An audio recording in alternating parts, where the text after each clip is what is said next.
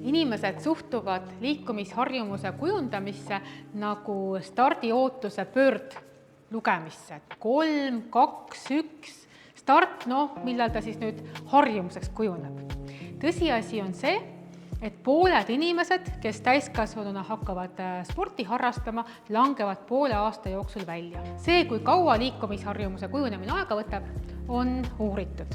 Kui järgida neid harjumuse kujundamise 3 nippi ja siduda oma igapäevasesse rutiini, kas siis 15-minutiline jooksuring või 50 istesse tõusu enne õhtusööki, siis sellise harjumuse poolautomaatseks kujunemine võtab 18 päeva kuni 9 kuud.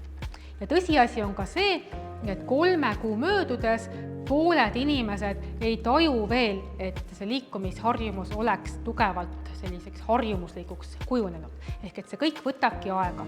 Liikumisharjumuse kujunemine võtab umbes 1,5 korda enam aega kui näiteks puuvilja söömise harjumuse kujunemine või vee joomise harjumuse kujunemine. Hea uudis on see, et kui mõni päev jääb vahele, siis sellel ei ole suurt mõju harjumuse kujunemisele. Kui mõni päev jääb vahele, siis lihtsalt järgmine päev mine edasi.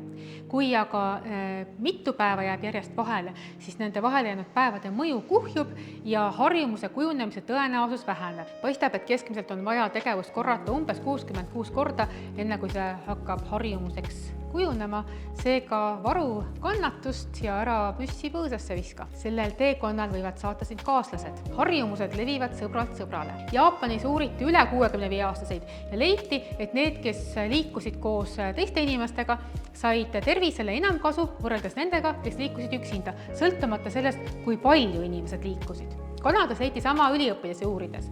Need tudengid, kes tegelesid meeskonnaspordialaga või mingisuguse rühmatreeninguga, said tervisele enam kasu võrreldes nendega, kes liikusid üksinda, jällegi siis sõltumata liikumise hulgast. Mõtle järele, kust sa võiksid leida inimesi, kellega koos liikuda oleks tore, kes julgustaks, inspireeriks, kutsuks kaasa, kes aitaks tüdimusega toime tulla, kes aitaks tuju üleval hoida.